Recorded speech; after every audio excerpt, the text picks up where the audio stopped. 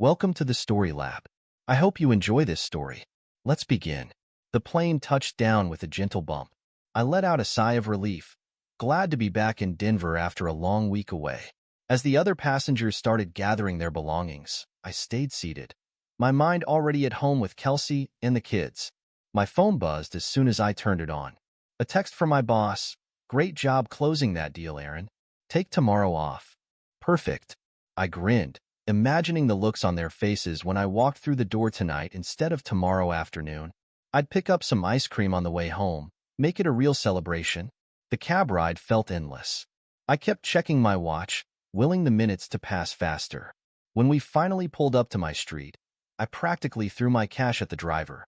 "Keep the change," I called over my shoulder, already halfway up the front walk with my suitcase. That's when I heard it. Laughter, coming from inside the house. I froze, my hand on the doorknob. It wasn't just Kelsey and the kids. There was a man's voice too, deep and unfamiliar. Frowning, I crept around to the side of the house. The living room curtains were open, warm light spilling out onto the lawn. I inched closer, staying in the shadows. My breath caught in my throat. Kelsey was there, looking more relaxed and happy than I'd seen her in months. Emma and Max were cuddled up on either side of her on the couch, and next to them sat a man I'd never seen before, his arm draped casually around my wife's shoulders. "Come on, guys," the stranger said, ruffling Max's hair. "Give it another try." Emma giggled. "Okay, Dad." The world tilted sideways. I gripped the windowsill to keep from falling. "That's my girl," the man said, beaming. "How about you, buddy?" Max hesitated, looking up at Kelsey. She nodded encouragingly. "It's okay, sweetie," she said softly. "You can say it." "Dad," Max stammered. The stranger pulled him into a hug. "There you go, champ. See? It's not so hard." I couldn't breathe. This couldn't be happening. I had to be dreaming, some bizarre nightmare brought on by jet lag and too much airplane coffee. But Kelsey's next words shattered any hope of that. "I know it feels strange right now," she said, looking between Emma and Max, "but Jason's going to be around a lot more from now on. It's easier this way. He'll be your new father soon." My hands shook as I fumbled for my phone. I hit record just as Jason spoke again. "Your mom's right, kiddos. I know change can be scary, but we're going to be one big happy family. And I promise I'll be the best dad you could ask for." Kelsey leaned in and kissed him, right there in front of our children. "You already are," she murmured. I stumbled back from the window, while rising in my throat. The phone slipped from my nerveless fingers, clattering on the concrete. I snatched it up, stopping the recording. For a long moment, I just stood there in the dark, my mind reeling. Part of me wanted to burst through the front door, to scream and rage and demand answers. But a colder, more calculating voice in the back of my head held me back. I looked down at my phone, at the damning evidence I just captured. No, this needed to be handled carefully, methodically. I'd make them pay for this betrayal, but I'd do it right. Taking a deep breath, I straightened my shoulders and strode back to the front of the house. I opened the door as quietly as possible and slipped inside. "I'm home," I called out, injecting false cheer into my voice. There was a flurry of movement from the living room. I walked in just in time to see Jason scrambling off the couch, putting distance between himself and my family. "Daddy," Emma cried, running to hug me. I scooped her up, burying my face in her hair to hide the fury I knew must be showing in my eyes. "Hey, princess," I said. "I missed you so much." Max hung back, looking uncertainly between me and Jason. My heart clenched. Kelsey stood, smoothing down her shirt. "Aaron, we weren't expecting you until tomorrow." "Surprise," I said flatly. I set Emma down and turned to Jason, who was trying his best to look casual. "And who might you be?" Jason cleared his throat. "Jason Cole," he said, extending his hand. "I'm, a friend of Kelsey's from work." I ignored his outstretched hand. "Funny, Kelsey's never mentioned you before." An awkward silence fell over the room. I could see the gears turning in Kelsey's head as she tried to salvage the situation. "Jason just stopped by to drop off some paperwork," she said quickly. "We got to talking, and I guess we lost track of time. Jason was actually just leaving." weren't you? Jason nodded, already edging towards the door. Right, yes. I should get going. It was nice meeting you, Aaron. I smiled tightly. Oh, the pleasure was all mine. As soon as the door closed behind him, I turned to Kelsey. Kids, why don't you go up to your rooms for a bit? Mommy and I need to talk. Emma opened her mouth to protest, but something in my expression must have warned her off. She took Max's hand and led him upstairs. Kelsey waited until we heard their bedroom doors close. Aaron, I can explain. I held up a hand, cutting her off. Save it. I heard everything. The color drained from her face. What do you mean? Without a word, I pulled out my phone and pressed play. Kelsey's voice filled the room. It's easier this way. He'll be your new father soon. Kelsey sank onto the couch, her head in her hands. Oh God. I stopped the recording, my voice deathly calm. How long? She looked up, tears streaming down her face. Aaron, please. How long? Kelsey's shoulders slumped in defeat. 6 months, she whispered. 6 months. Half a year of lies. Of betrayal. While I worked long hours to provide for our family, she'd been destroying it. Pack your things, I said coldly. You're leaving tonight. What? No. Kelsey jumped to her feet. You can't just kick me out. What about the kids? I laughed humorlessly. You should have thought about that before you decided to replace me with your new boyfriend. That's not fair, she cried. I never meant for this to happen. Things haven't been right between us for a long time, Aaron. You're always working, always distracted. Jason, he makes me feel alive again. And that justifies trying to erase me from our children's lives? I spat, making them call another man dad behind my back? Kelsey flinched. I was going to tell you. I didn't know how. Well, now you don't have to. I pulled out my phone again. I'm calling the police. They can make sure you leave peacefully. The police? Kelsey's eyes widened in panic. Aaron, please, we can work this out. For the kids. Don't you dare use our children as a shield, I growled. You lost that right the moment you decided to betray us all. As I dialed, Kelsey sank back onto the couch, her sobs muffled by her hands. I turned away, steeling myself against any lingering shred of sympathy.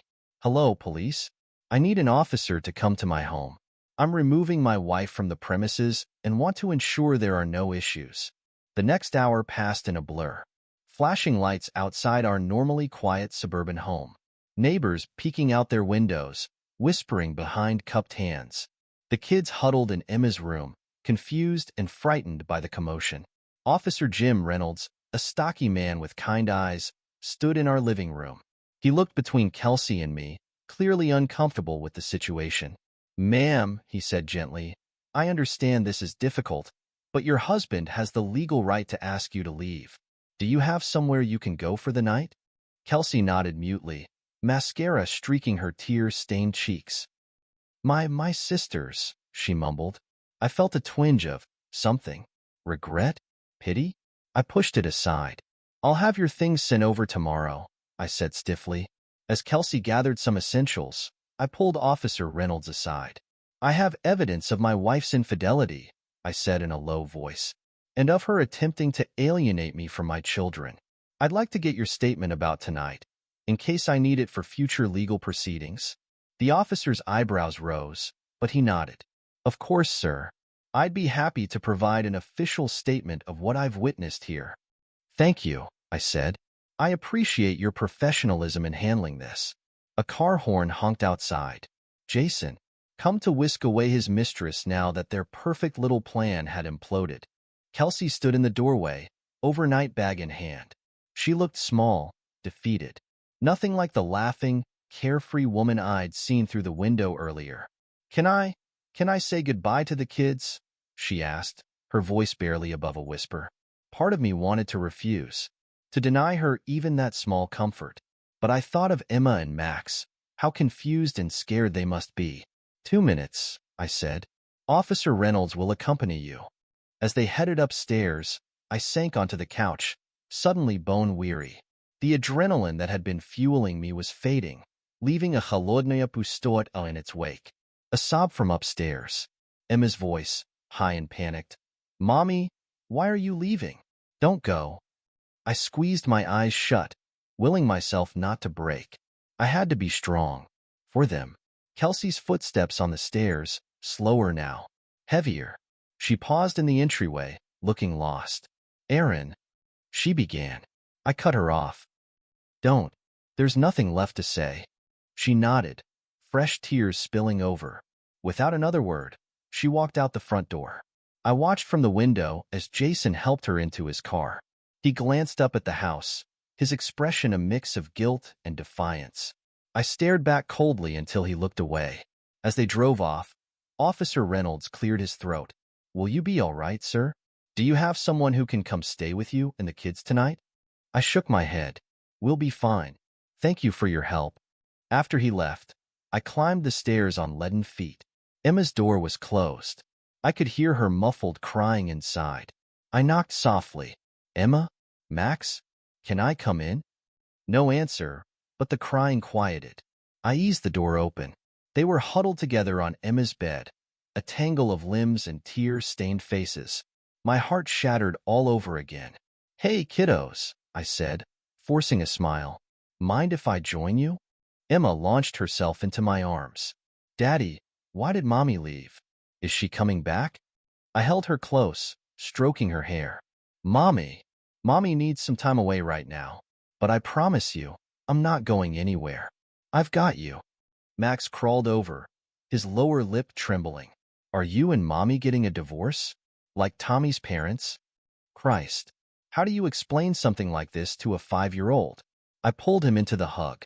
I don't know what's going to happen yet, buddy. But what I do know is that both your mom and I love you very, very much. That's never going to change, no matter what. We stayed like that for a long time, the three of us clinging to each other. Eventually, their sniffles subsided, replaced by the deep, even breathing of exhausted sleep. I tucked them into Emma's bed, not having the heart to separate them tonight. As I turned to leave, Max's sleepy voice stopped me. Daddy? Yeah, champ? I'm glad you're home. I swallowed past the lump in my throat. Me too, buddy. Me too. Downstairs, I poured myself a generous whiskey and sank onto the couch. The house felt wrong. Too quiet. Too empty. I pulled out my phone, staring at the recording I'd made earlier. Part of me wanted to delete it, to pretend this was all a bad dream I could wake up from. But I knew better.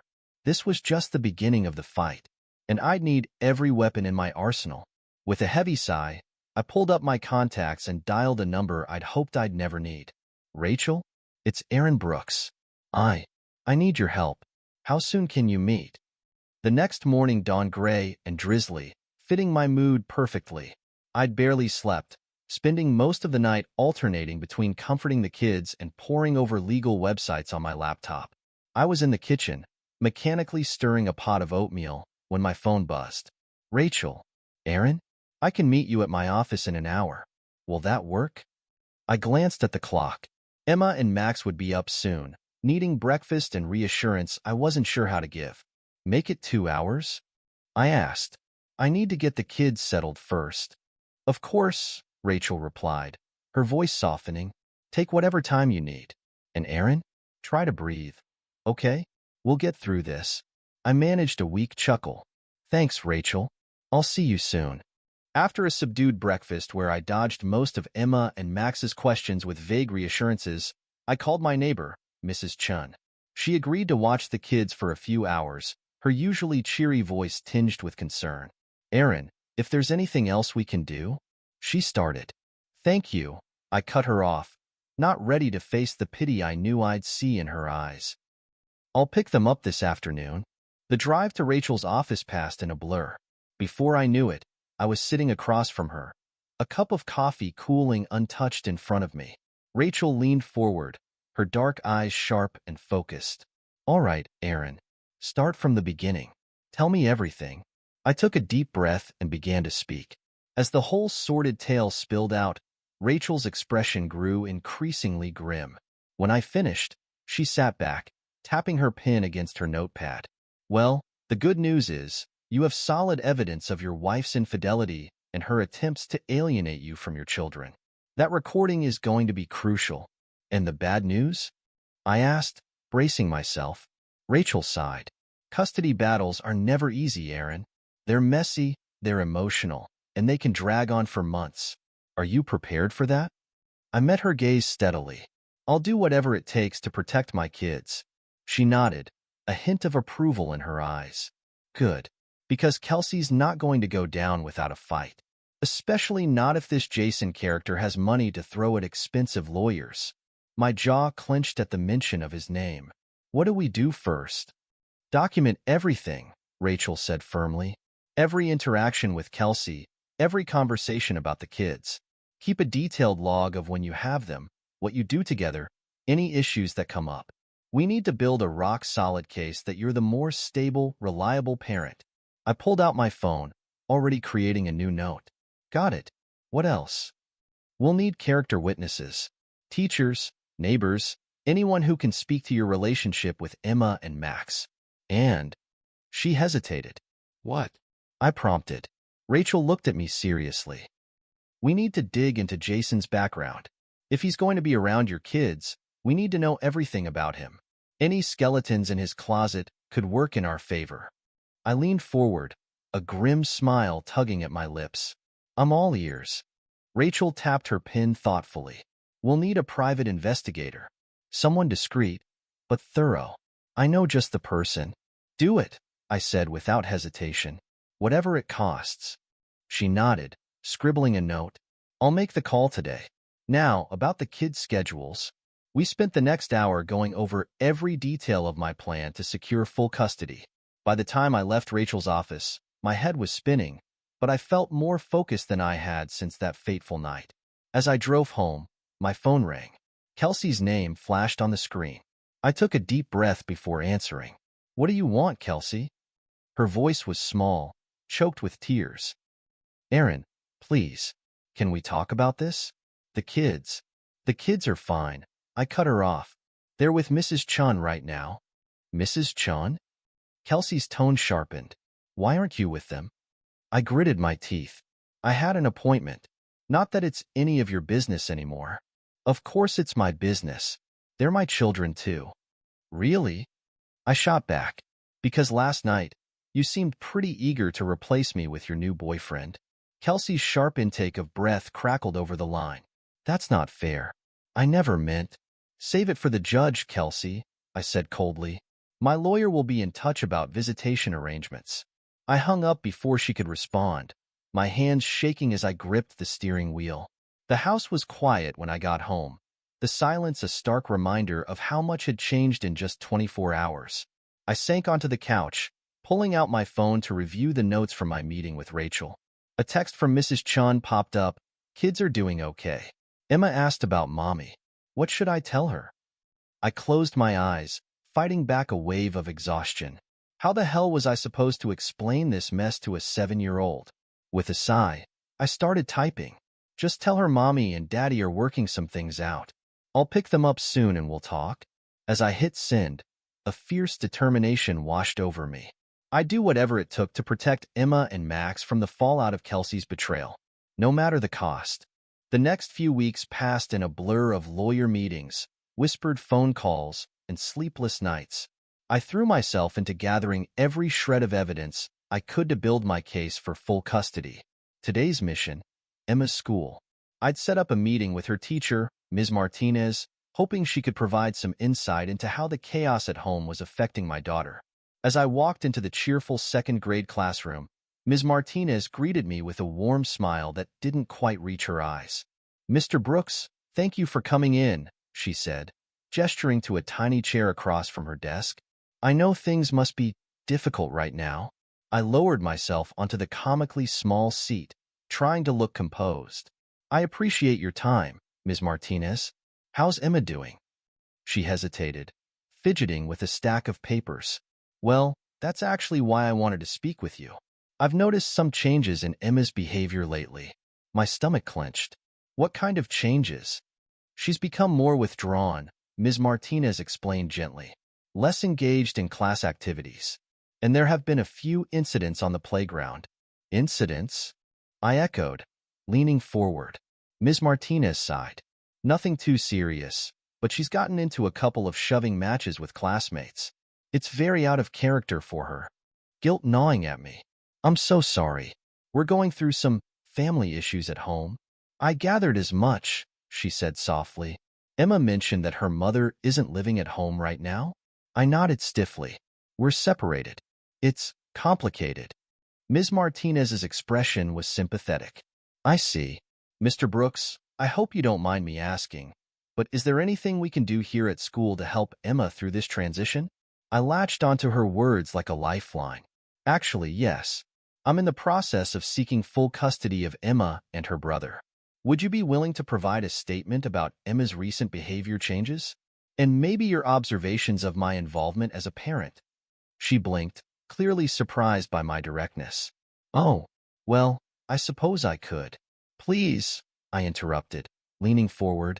I know it's a lot to ask, but I need to show the court that I'm the more stable parent, that I'm involved in every aspect of Emma's life. Ms. Martinez's brow furrowed. Mr. Brooks, I'm not sure I'm comfortable taking sides in a custody dispute. I'm not asking you to take sides, I said quickly, just to state the facts as you've observed them. Emma's changed behavior, my attendance at parent-teacher conferences, that sort of thing. She studied me for a long moment, then nodded slowly. All right, I can provide a factual statement about what I've seen in the classroom. But Mr. Brooks? Yes? Her eyes were kind but firm. My primary concern is Emma's well-being. I hope both you and your wife keep that in mind throughout this process. I swallowed hard, pushing down a flare of defensiveness. Of course. Thank you, Ms. Martinez. I really appreciate your help. As I left the school, my phone buzzed. A text from Rachel. I found something on Jason. Meet me at my office ASAP. My heart raced as I drove across town. What could they have dug up? I barely remembered to call Mrs. Chun to ask her to keep the kids a little longer. Rachel was waiting for me, a thick folder on her desk. Aaron, sit down.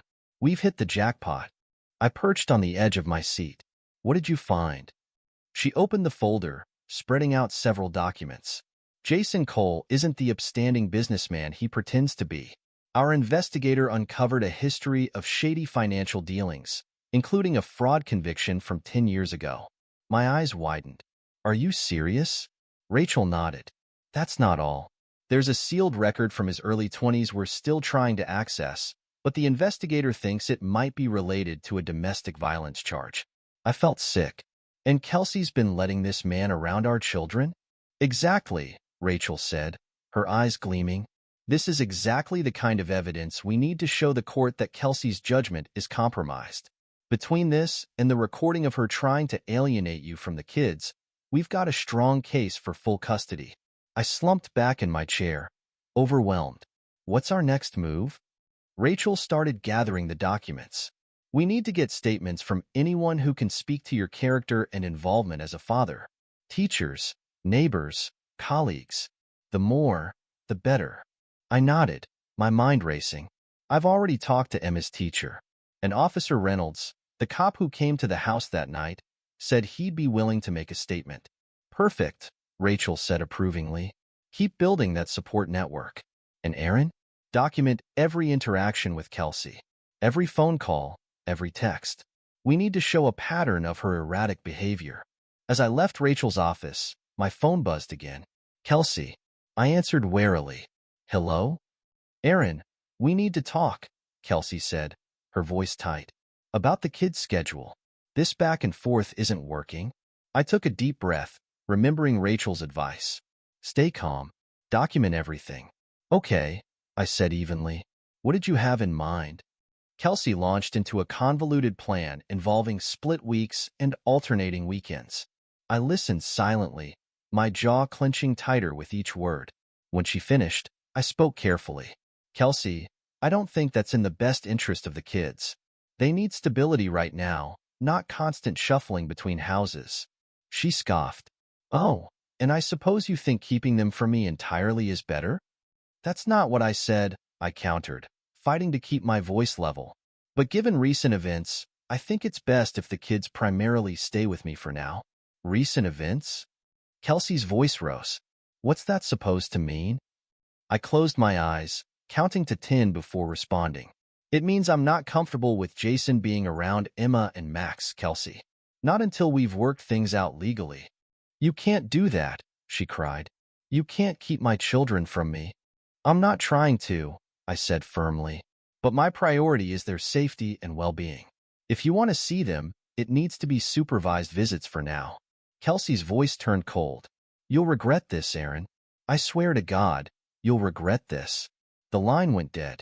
I leaned against my car, my hands shaking as I pulled up my notes app to document the conversation. As I drove to pick up the kids, my mind raced with everything that had happened. The evidence against Jason, Kelsey's threats, Emma's troubles at school. I gripped the steering wheel tighter, a determination settling over me. No matter what it took, I'd protect my children. From Kelsey's poor choices, from Jason's shady past, from all of it. The battle for custody was just beginning, but I was ready for war. The courthouse loomed before me, its imposing facade a stark reminder of the battle ahead. I adjusted my tie, took a deep breath, and walked inside. Rachel was waiting in the lobby, her expression a mix of determination and concern. Ready for this, Aaron? I nodded, my throat tight, as I'll ever be. We made our way to the courtroom, the click of Rachel's heels echoing in the marble hallway. As we rounded the corner, I saw them, Kelsey and Jason, huddled with their lawyer, a slick-looking man in an expensive suit. Kelsey's eyes met mine, a flash of something crossing her face. Regret? Anger? Before I could decipher it, Jason put his arm around her, steering her into the courtroom. Rachel touched my arm. Remember, stay calm no matter what. Let me do the talking unless the judge directly addresses you. I took another deep breath, squaring my shoulders. Got it. The next few hours were a blur of legal jargon and barely contained emotion. Kelsey's lawyer painted me as a workaholic, neglectful father, twisting my long hours into evidence of disinterest in my children's lives. Your Honor, he said smoothly, Mr. Brooks claims to want full custody, and yet his own work records show he's rarely home before 8 p.m. How can he possibly provide the stable environment these children need? I gritted my teeth, my hands clenching under the table. Rachel squeezed my arm in warning before standing. If I may, Your Honor, she said, her voice calm and authoritative. Mr. Brooks's dedication to his career is precisely what has allowed him to provide a comfortable life for his children. Moreover, since the separation, he has adjusted his schedule to be home every day by 5 p.m., as evidenced by the affidavits from his employer and neighbors. The judge nodded, making a note. Continue, Ms. Turner. Rachel's eyes gleamed. Your Honor, I'd like to present Exhibit A, a recording made by my client on the night he discovered his wife's infidelity. Kelsey's sharp intake of breath was audible in the quiet courtroom. Her lawyer leapt to his feet. Objection. This recording was obtained without my client's knowledge or consent. The judge peered over his glasses. Colorado is a one-party consent state, Counselor. Overruled. You may play the recording, Ms. Turner. As Kelsey's voice filled the courtroom, urging our children to call another man Dad, I watched the color drain from her face. Jason shifted uncomfortably in his seat, unable to meet anyone's eyes. When it finished, a heavy silence fell over the room. The judge's expression was grave as he turned to Kelsey. Mrs. Brooks, do you deny that this is your voice on the recording? Kelsey's lawyer whispered furiously in her ear, but she shook her head, tears spilling down her cheeks.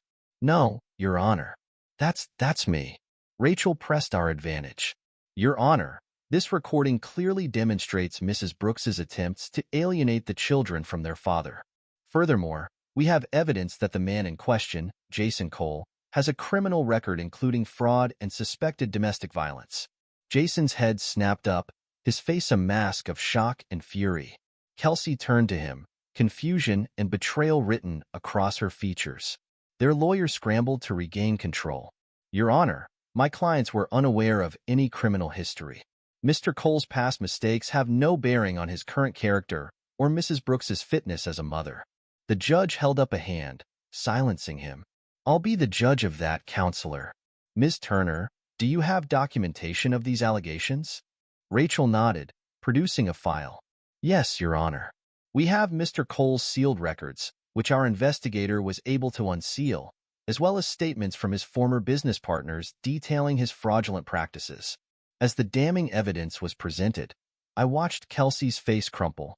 She turned to Jason, whispering furiously.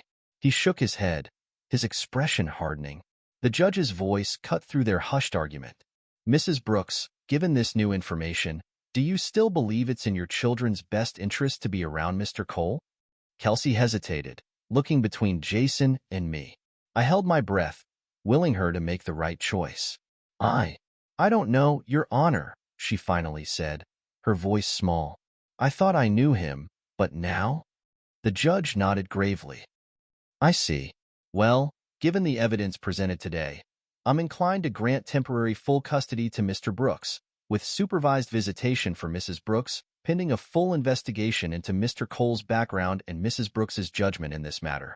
Relief washed over me, so powerful I nearly sagged in my chair. Rachel squeezed my shoulder, a small smile of triumph on her face. Kelsey's anguished cry cut through the courtroom.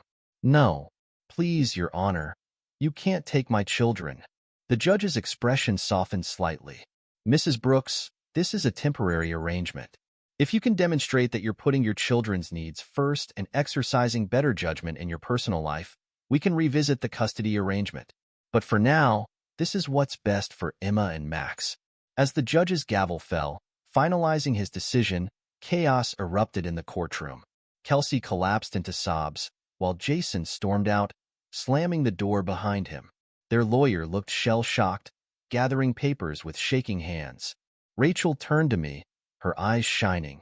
We did it, Aaron. It's not over, but this is a huge win. I nodded, unable to speak past the lump in my throat. We'd won this battle, but the war was far from over. And somewhere in the back of my mind, a small voice whispered that there were no real winners here, only casualties. As we left the courtroom, I steeled myself for the challenges ahead, explaining this to Emma and Max, navigating supervised visits with Kelsey, protecting my children from the fallout of this mess. But for now, for this moment, I allowed myself to feel a glimmer of hope. We were one step closer to the stability and security my children deserved, and I'd fight with everything I had to make sure they got it. The courtroom was buzzing with tension as we returned from a brief recess. I could feel Kelsey's eyes boring into me from across the aisle, but I kept my gaze fixed straight ahead. Rachel had warned me to stay focused, no matter what. As we settled back into our seats, the judge cleared his throat. Before we conclude these proceedings, I understand the plaintiff's counsel has some additional evidence to present? Rachel stood, her expression unreadable. Yes, Your Honor. If it pleases the court, we have one final piece of information that we believe is crucial to Your Honor's decision regarding custody. Kelsey's lawyer jumped to his feet. Objection, Your Honor. We weren't notified of any new evidence. The judge peered over his glasses. Ms. Turner, is this true? Rachel nodded calmly. Your Honor, this information only came to light during the recess. Given its relevance to the children's well-being, we felt it was imperative to bring it to the court's attention immediately. The judge considered for a moment, then nodded. I'll allow it. Proceed, Ms. Turner. Rachel straightened, her eyes gleaming with determination. Thank you, Your Honor. I'd like to present evidence of Mr. Jason Cole's criminal record, which includes convictions for fraud and domestic violence. A collective gasp rippled through the courtroom. Kelsey's face drained of color as she whipped around to stare at Jason, who sat rigid in his seat, jaw clenched. Objection. Kelsey's lawyer sputtered. This is highly prejudicial, Your Honor. Mr. Cole isn't on trial here. The judge held up a hand.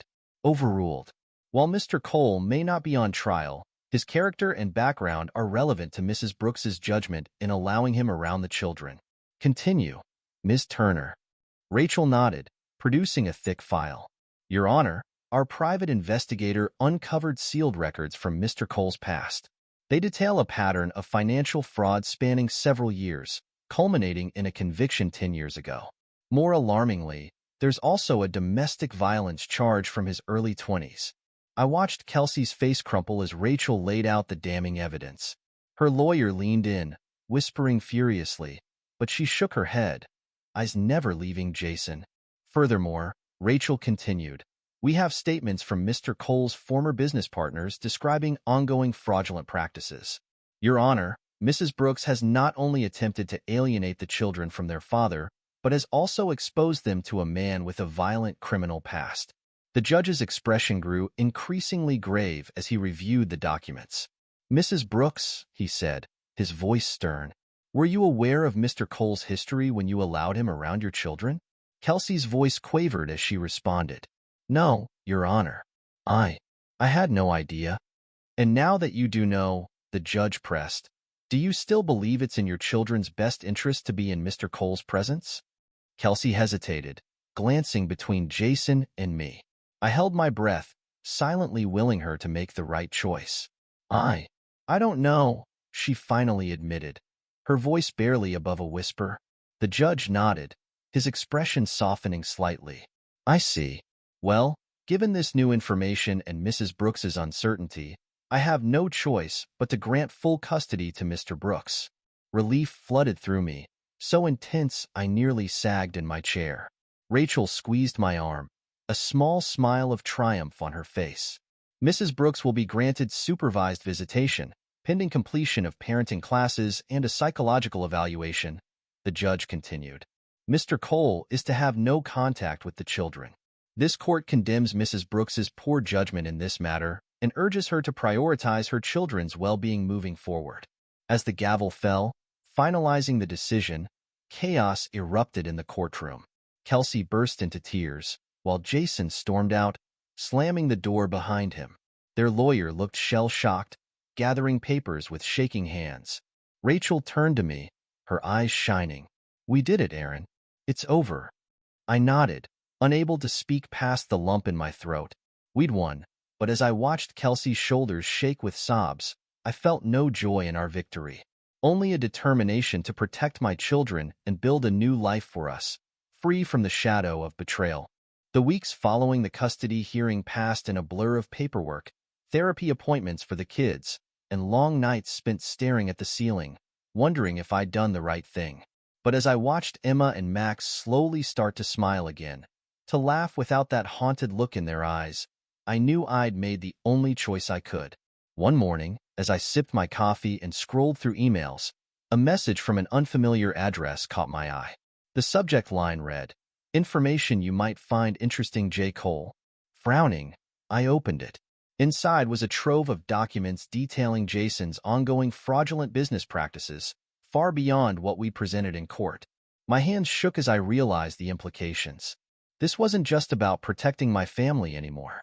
This was a chance to make sure Jason could never hurt anyone else. I picked up my phone, hesitating only a moment before dialing. Megan Blake, Denver Tribune. I took a deep breath. Ms. Blake? This is Aaron Brooks. I have a story you might be interested in. Megan's voice sharpened with interest. Mr. Brooks? The software engineer who just won that high-profile custody case. The very same, I replied. But this isn't about my personal life. It's about Jason Cole, the man my ex-wife was involved with. I have evidence of ongoing criminal activity that I think the public needs to know about. There was a pause, then the sound of shuffling papers. I'm listening, Mr. Brooks. Can you come to my office this afternoon? As I hung up, a mix of emotions churned in my gut. Was I doing this for justice or for revenge? Did it matter, as long as it kept Jason away from my family? Later that day, I sat across from Megan in her cluttered office, watching her eyes widen as she pored over the documents. This is explosive, Mr. Brooks, she said finally, looking up at me. How did you come by this information? I shook my head. I can't reveal my source, but I can assure you it's reliable. Everything in those files is verifiable. Megan leaned back, tapping her pen against her notepad. You realize publishing this could ruin Jason Cole? His business, his reputation, everything. I'm aware, I said quietly. But isn't that what should happen to someone who's been defrauding people for years? Who has a history of violence? She studied me for a long moment. This isn't just about justice, is it? This is personal for you. I met her gaze steadily. My only concern is protecting my children and making sure Jason can't hurt anyone else. What you do with that information is up to you. Megan nodded slowly. All right, Mr. Brooks. I'll look into this, verify everything independently. If it checks out, well, let's just say Mr. Cole's going to have a very bad week. As I left her office, my phone buzzed. A text from my private investigator, Mark Harris. Got more dirt on Cole. Financial records show he's in deep with some shady creditors. Want me to pass along an anonymous tip? I stared at the message, my finger hovering over the reply button. This was my chance to truly destroy Jason, to ensure he could never threaten my family again. But was I crossing a line? After a long moment, I typed back, do it. The next few days passed in a haze of anticipation and guilt. I threw myself into work and time with the kids, trying to ignore the gnawing feeling in my gut. Then, on a sunny Tuesday morning, it all exploded. Megan's article hit the front page of the Tribune, exposing Jason's years of fraud in excruciating detail. By lunchtime, his company's stock had plummeted. By dinner, the police were at his door with a search warrant. I watched it all unfold on the news, a surreal feeling washing over me. I'd set this in motion. I'd brought Jason Cole's world crashing down around him. My phone rang. Kelsey's number flashed on the screen. I answered warily. Aaron? Her voice was thick with tears. Did you see the news? About Jason? I saw, I said neutrally. Did you? Did you have anything to do with this? I paused, choosing my words carefully. I may have passed along some information to a journalist. The rest was all Jason's doing. Kelsey's breath hitched. God, Aaron. I can't believe all of this. I feel so stupid. How could I not have seen what he really was? A wave of unexpected sympathy washed over me. He fooled a lot of people, Kelsey. Not just you. The kids, she said suddenly. Are they okay? Do they know what's happening? They're fine, I assured her. I've kept them away from the news. As far as they know, nothing's changed. There was a long silence. Then, in a small voice, Kelsey asked, Do you think maybe I could see them soon? I miss them so much, Aaron. I closed my eyes, conflicting emotions warring within me. Let's take it one step at a time, okay? Focus on your therapy and parenting classes. We'll revisit visitation when the dust settles. As I hung up, I felt a weight lift from my shoulders. Jason was out of our lives for good. Kelsey was starting to see the error of her ways. Maybe, just maybe, we could all start to heal. Months passed, and slowly, life began to settle into a new normal. The kids and I fell into a comfortable routine. Our home once again filled with laughter and warmth. The haunted look in Emma and Max's eyes faded, replaced by a cautious optimism that made my heart swell. One sunny Saturday morning, as I flipped pancakes and listened to the kids bicker good-naturedly over the comics section, I realized I was happy, truly, genuinely happy for the first time in what felt like forever. Dad. Emma's voice broke through my reverie. Max is hogging the sports page again. I chuckled, sliding the last pancake onto a plate. Max, share with your sister. Emma, there's plenty of paper to go around. As we sat down to breakfast, Max looked up at me with syrup-sticky fingers. Dad, is Mom coming to my soccer game today? I paused, carefully considering my words. Kelsey had been making progress in her therapy and parenting classes, and we'd slowly started reintroducing supervised visits. But we were still a long way from anything resembling normalcy. Not today, buddy, I said gently. But maybe next time, okay? Mom's still working on some things. Emma pushed her eggs around her plate. Is she ever going to live with us again? My heart clenched. I don't know, sweetheart. But what I do know is that both your mom and I love you very much, even if things are different now. After breakfast, as I cleaned up the kitchen, my phone buzzed. A text from Rachel. How are you holding up? Want to grab coffee sometime this week? I smiled, warmth spreading through my chest. Rachel and I had grown closer in the months since the custody battle. Our relationship evolving from lawyer-client to something that felt a lot like friendship. And lately, I've been wondering if there might be potential for something more. Sounds great, I texted back. Tuesday work for you? As I hit send, A small voice in the back of my mind whispered a warning. Was I ready for this? Was it too soon? But then I heard Emma's laughter floating in from the living room, and I pushed the doubts aside. We'd been through hell and back. Maybe it was time to start living again, not just surviving. The next few weeks passed in a blur of soccer games, school projects, and stolen moments with Rachel. Our coffee date turned into dinner, which turned into long walks in the park, talking about everything and nothing. One evening, as we strolled along the river, Rachel turned to me with a serious expression. Aaron, can I ask you something? I nodded, suddenly nervous. Of course. Are you sure you're ready for this? She asked softly. For us? I know you've been through so much, and the last thing I want is to complicate things for you or the kids. I stopped walking, taking her hands in mine. Rachel, you've been nothing but a source of strength and support through all of this. You've seen me at my worst, and you're still here. If anything, you've made things clearer, not more complicated. She smiled, her eyes shining in the fading light. So, what are you saying? I took a deep breath. I'm saying, I'd like to see where this goes, if you're willing. Rachel's answer came in the form of a kiss, soft and sweet and full of promise. As we walked back to my car hand in hand, I felt a sense of peace settle over me. The road ahead wouldn't be easy, I knew that. There would still be challenges with Kelsey, with the kids adjusting to our new reality. But for the first time in a long time, I felt hopeful about the future. The envelope arrived on a Tuesday, innocuous white paper with my name scrawled in familiar handwriting. Kelsey's handwriting. My stomach clenched as I tore it open, dreading what I might find inside. It was an eviction notice. Kelsey was being kicked out of her apartment, effective immediately. My first instinct was relief she'd be further from the kids. But as I read her desperate plea for help scribbled at the bottom, a more complex emotion took hold. I stood there in the kitchen, conflict raging within me. Part of me wanted to ignore it, to let Kelsey face the consequences of her actions. But another part, the part that remembered the good times, the mother of my children, couldn't just leave her out in the cold. Before I could talk myself out of it, I grabbed my keys and headed for the door. Where are you going, Dad? Emma called from the living room. I hesitated. I need to take care of something, sweetie. I'll be back soon. Keep an eye on your brother, okay? The drive to Kelsey's apartment complex was tense, my knuckles white on the steering wheel. What was I doing? Why was I rushing to her rescue after everything she put us through? As I pulled into the parking lot, I saw her. Kelsey was sitting on the curb, surrounded by hastily packed boxes, her head in her hands. For a moment, I just sat there, watching her.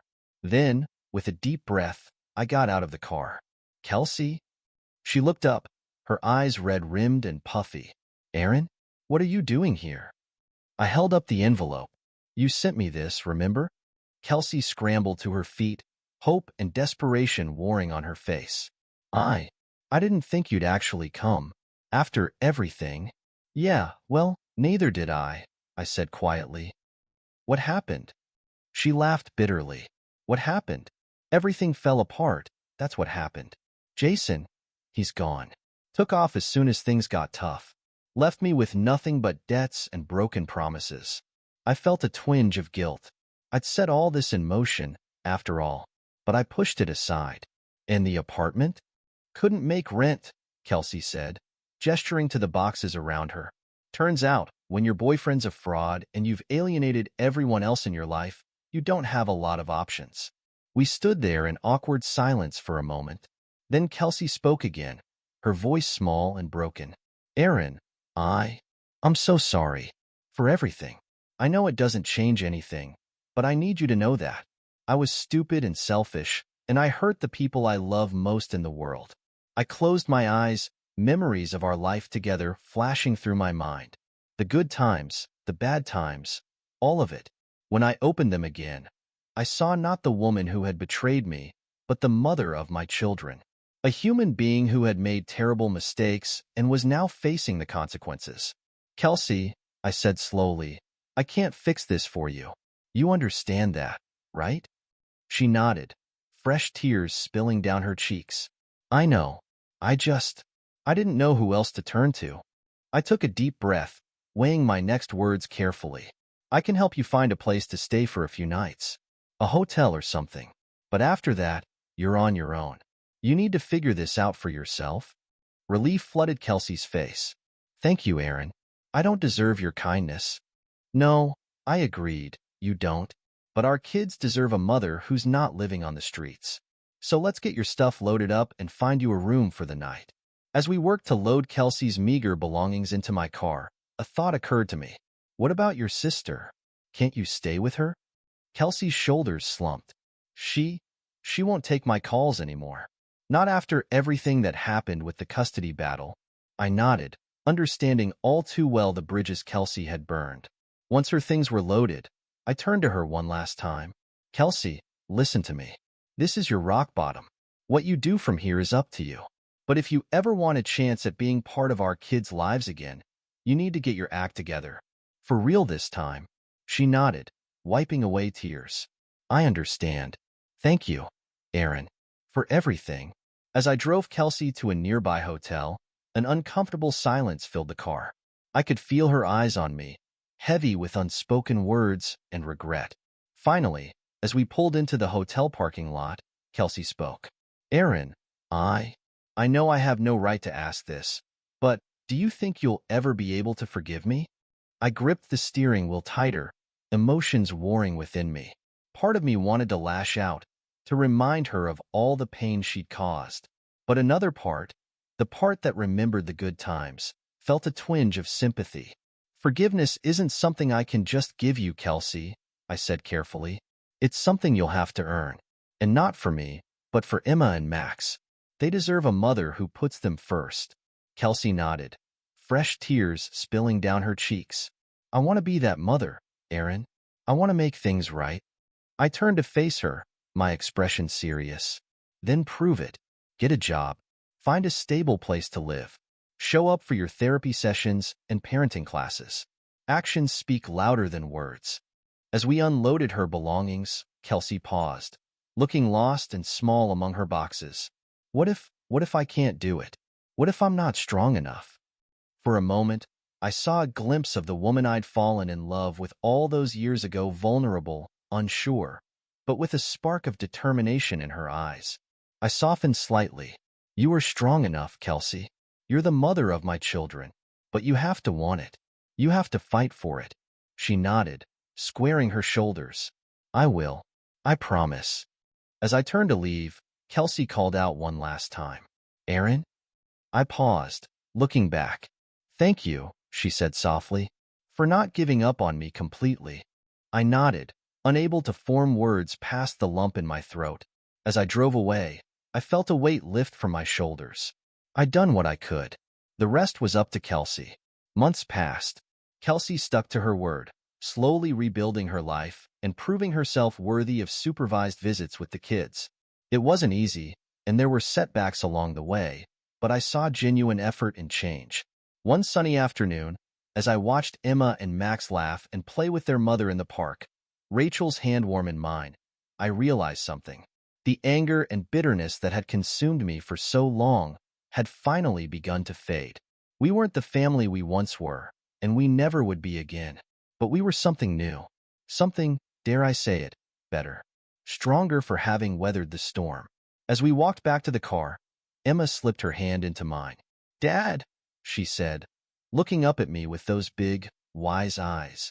I'm glad we're all okay now. I squeezed her hand, a lump forming in my throat. Me too, sweetheart. Me too. And in that moment, I knew. We had finally found our way to the other side of betrayal, to forgiveness, to healing, to a new beginning. This is where our story comes to an end. Share your thoughts in the comments section. Thanks for your precious time. If you enjoyed this story, then please make sure you subscribe to this channel. That would help me a lot. Click on the video you see on the screen, and I will see you there.